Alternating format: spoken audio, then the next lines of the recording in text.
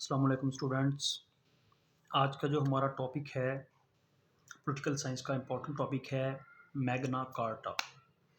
जब भी human rights की बात की जाती है या लॉ की बात की जाती है या हिस्ट्री में लॉ को देखा जा सकता है कि किन किन फेजेस से गुजर कर कानून शुरू हुआ, तो मैग्ना कार्टा 1215 जो है इसको कभी भी नज़रअंदाज नहीं किया जाता। मैग्ना कार्टा बेसिकली एक कानूनी दस्तावेज़ है, एक चार्टर है, एक ऐसा मुआहदा है, ट्रीटी है जो कि उस वक़्त के बादशाह 1215 का जो बादशाह था इंग्लैंड का, किंग जॉन्स, और वहाँ के जो बैरन थे, यहाँ के जो उमरा थे, उनके दरमियान एक जो मुआहदा हुआ था। थोड़ा सा हिस्टोरिकल बैकग्राउंड इसका हम देखते हैं और उसके बाद हम इसको देखेंगे कि इसमें क्या क्या इसमें चीज़ें लिखी हुई थी, क्या क्या इसमें राइट्स थे जिन पे बात की गई थी, और फिर ये आज किस हालत में मौजूद है। तो बेसिकली जो किंग जॉन था, इसको इंग्लैंड का बदतरीन बादशाह कहा जाता है। बहुत क्रूअल था, बहुत ज़ालिम था, इसकी निजी ज़िंदगी भी इसकी ख़राब थी और इसकी सोशल लाइफ और जो एज अ रूलर थी वो भी ठीक नहीं थी। निजी ज़िंदगी में इसने अपनी साबका बीवी को कैद किया हुआ था, इसने अपने भतीजे को कत्ल कर डाला था, और उस वक़्त जो इंग्लैंड के साथ आयरलैंड और आयरिश के हुक्मरान थे, उनके साथ ये इस तरह से पेश आता था कि उनको ये उनकी दाढ़ियों से पकड़ के खींचता था। ठीक है, तो इतना बेइज्जत, उसको इतना इंसल्ट करता था, इतना क्रूअल था। और दूसरा, ये इतना सेल्फ सेंटर्ड बंदा था कि इसके जो मुखालफिन थे, ये अपने मुखालफिन को जेलों में बंद करता था, और बदसलूकी की इंतहा ये थी कि ये उन्हें भूख से मार देता था, कैद में रखता था। और मैग्ना कार्टा में जब हम हमें इसकी कुछ दो चार इसकी जो शिक्के हम पढ़ेंगे तो ये बात हम डिस्कस करेंगे कैद से रिलेटेड और आज के ह्यूमन राइट्स से रिलेटेड, कि इस बंदे के जुल्म की इंतहा देखें कि इसके जो मुखालफिन थे वो जेल में बंद होते और भूख से मरते थे। कितना ये जालिम हुक्मरान था। तो जब इस तरह के हुक्मरान आते हैं तो फिर उसका रिएक्शन भी होता है।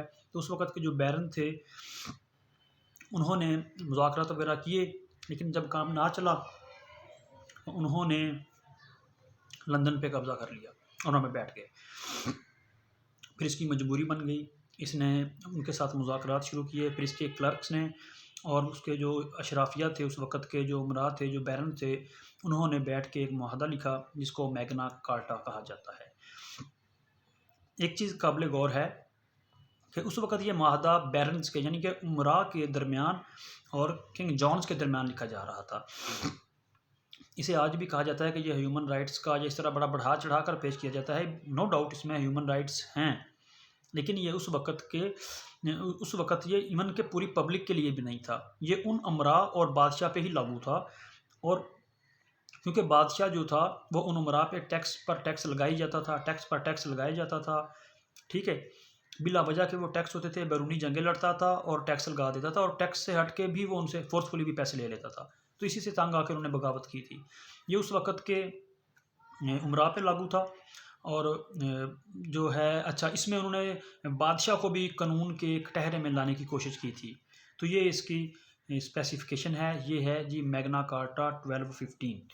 अच्छा, मैग्ना कार्टा को जो है सिंबल ऑफ फ्रीडम समझा जाता है, क्योंकि फ़र्स्ट टाइम हिस्ट्री में मैग्ना कार्टा एक ऐसी दस्तावेज़ थी जिस बना पर जो कंट्री का हुक्मरान था, जो रूलर था, उसे कहा गया था कि तुम भी कानून के ताबे हो और तुम भी टैक्स पे करोगे, और तुम्हारे साथ भी कानून वैसे ही डील करेगा जैसे कि हमारे साथ करेगा। तो इस तरह ये एक कानूनी दस्तावेज़ है जो जिसे आज़ादी की अलामत समझा जाता है।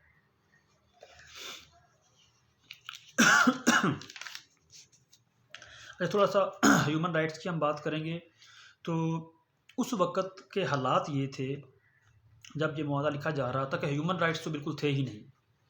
ग़ुलामों के साथ इतना बदसलूकी से पेश आया जाता था कि ग़ुलामों को कहा जाता था कि ये किसी भी चीज़ के मलकियत नहीं है। इवन के they were not called the citizens, उनको शहरी भी नहीं कहा जाता था। उनसे कहा जाता था कि ग़ुलाम सिर्फ उस चीज़ के मालिक हैं जो उनके पेट के अंदर है, उससे बाहर ये किसी चीज़ की भी मालिक नहीं है। तो ये इस तरह के हकूक़ उनको थे। अच्छा, मैग्ना कार्टा में ये 1215 में 15 जून 1215 में मंजूर हुआ था और रैनी मेड नियर वेंडसर ये वो मुकाम है जहाँ पर ये मंजूर किया गया था। इसकी जो कुछ इम्पॉर्टेंट शिकें हैं वो ये थी कि जस्टिस, इक्वल जस्टिस और फेयर ट्रायल। आप देखते हैं आज भी ये फेयर ट्रायल जो है या नो डिस्क्रिमिनेशन है, ये चीज़ें आईन पाकिस्तान का भी हिस्सा हैं फंडामेंटल राइट्स में, और ये ह्यूमन राइट्स एक्ट में भी हैं, और तकरीबन दुनिया के तमाम ममालिक का जो उनका आइन है उसका ये हिस्सा हैं।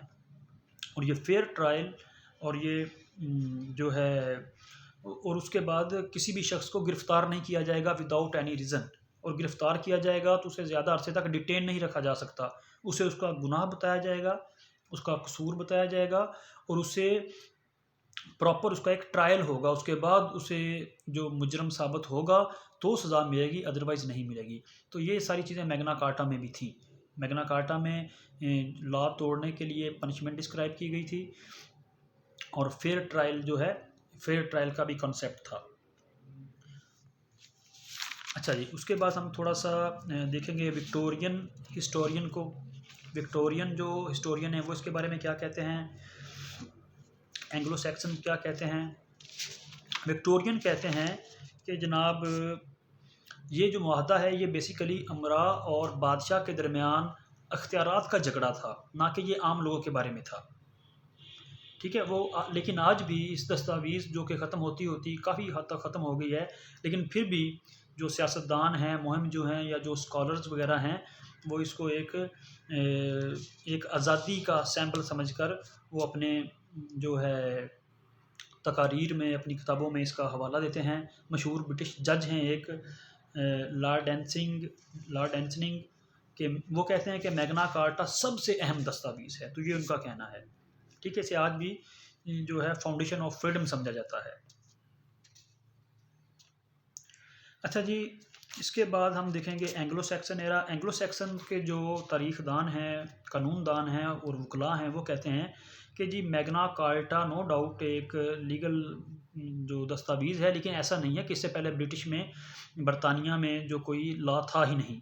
बरतानिया में पहले भी लॉ था, लेकिन 1066 में जब नॉर्मन्स ने हमले किए, उन्होंने इन्वेजन कर ली, तो उस वक़्त ये था जो कानून वगैरह ख़त्म हो गए, तो दोबारा उन कवानीन की बहाली का ये चार्टर था मैग्ना कार्टा, ना कि ये कोई फर्स्ट था। और लेकिन एक चीज़ काबिल गौर है कि मैग्ना कार्टा गुलामों, गुरबा मज़दूरों और ज़र ख़रीद गुलामों के लिए नहीं था, ये तो बादशाह और उमरा के दरमियान था। एक ऐसा मुआहदा जिससे वो आपस के मामलात ठीक चलें, और जिससे उन पे कोई इजाफी टैक्स ना लगाए जाएं, या बादशाह उनको ज़्यादा जो है तंग ना करे, और बादशाह ही सारे इख्तियारात लेके ना बैठ जाए। तो बेसिकली ये उमरा और बादशाह के दरमियान इख्तियारात का मामला था, ना कि निचले तबके को कोई सपोर्ट करने का मामला था। जी, मैग्ना कार्टा 1668 के जो गोल्डन रेवोल्यूशन है उसमें भी ये जारी रहा मैग्ना कार्टा, और इसका ये असर पड़ा कि जो अमेरिकन कॉन्स्टिट्यूशन है 1787, वो उसको कहा जाता है कि वो भी मैग्ना कार्टा का ही रिज़ल्ट है। मैग्ना कार्टा इसके कुछ हिस्से मनसूख होते होते होते होते इस हद तक पहुंच गए हैं कि ये टोटल 63 क्लॉजेस पे मुश्तमिल था, बल्कि ये था तो एक ही पूरा नमूना था, लेकिन इसको बाद में फिर 63 क्लॉजेस बना ली गई थी, और वक्त के साथ साथ वो मादूम होती गई, ख़त्म होती गई, और आज सिर्फ 4 जो हैं इसकी क्लॉजेस हैं वो अभी तक मौजूद हैं। 3 फरवरी 2015 को ब्रिटिश लाइब्रेरी ने मैग्ना कार्टा के जो असली नमूने हैं वो नुमाइश पे रखे।